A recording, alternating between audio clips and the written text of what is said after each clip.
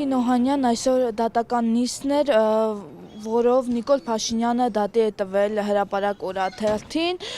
ինչ որոշվեց այս դատական նիստին, ինչ ընթացքում է գործը եւ ինչ արձանագրվեց։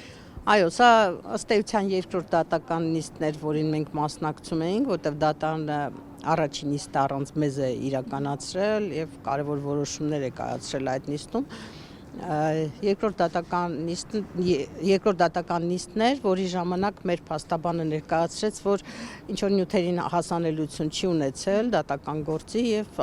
ժամանակ է հարկավոր, որպեսզի մենք ծանոթանանք այդ նյութերին եւ փաստաբանը պատրաստվում է ինքնաբացարկի միջնորդություն ներկայացնել դատավորին։ Բանն այն է, որ դատարանը կանխակալ վերաբերմունք ունի եւ այդ վերաբերմունքը հենց առաջի օրվանից երևում է։ Մենք առաջի դատական նիստին ցավոք սրտի ծանոթում չէինք ստացել եւ բացակայել ենք այդ նիստին եւ մեր բացակայությամբ դատարանը արդեն որոշումներ էր կայացրել այդ խնդիրը։ Երբ որ ծանոթում չեն ուղարկում եւ առանց ձեզ է դատական նիստը կայանում։ Գիտեք, ուրեմն մի հատ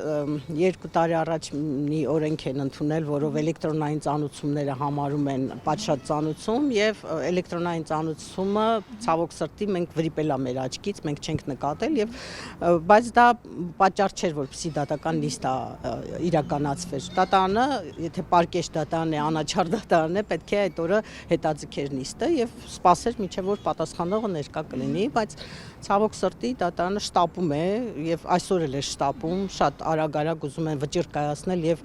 երևի հոգին ազատել, հա, այս գործից ու ինքն էլ արդեն ունի վճիռ ըստ էության կայացրած, դա է պատճառը, որ այդպես բան է անում։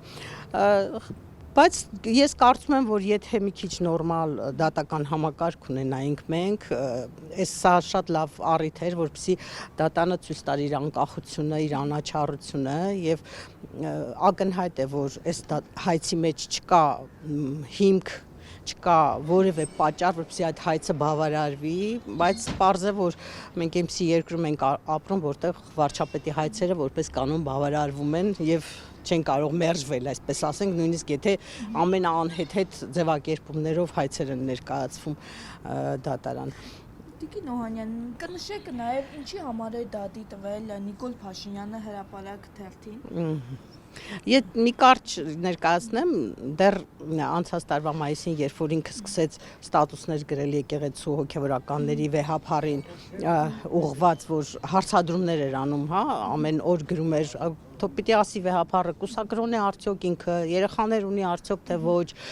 խախտել է արդյոք կուսակրոնության ուխտը թե ոչ, գրում էր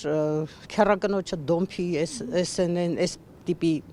հրապարակումներ էր անում, մեր մի քաղաքացի մի փոքր տեքստ է գրել նույն ոճի մեջ իրեն պատասխանելով, որ ուրիշ հարցադրումներ էլ կարելի անել, եթե դու վեհափառին ասում ես կուսակրոն ես արդյոք երեխա ունես թե չէ, մենք էլ կարող ենք քեզ հարցնել, թե դավաճանում ես արդյոք կնոջդ, այսպիսի լուրեր կան, այս լուրերը ճիշտ են արդյոք թե ոչ, ընդհանրապես հարցադրումների ոճով արված մի հատ հռետորական հրապարակախոսական փոքրիկ նյութիկ է, որը ապշել կարելի է, որ այդ նյութի համար կարելի է դիմել դատարան, այն էլ նախկին խմբագիր, նախկին լրագրող, որ հազարավոր նման նյութեր է հրապարակել իր թերթում, բայց մարդը որոշեց, որ պետք է դիմի դատարան եւ հաղթանակ տանի լրատվամիջոցի նկատմամբ ունենալով այդպիսի անհավասար պայմաններ, հա, դու պատկերացրեք մի երկիր, որտեղ դատական համակարգ այսքան ստրկացված, ոչնչացված վիճակում է, լրատվամիջոց, որը փոքրիկ ու ֆինանսներով, փոքրիկ միջոցներով գոյատևում է եւ դրա կողքին դրա դեմը կանգնած է պետությունը, պետության առաջի դեմքը։ Ոչ մի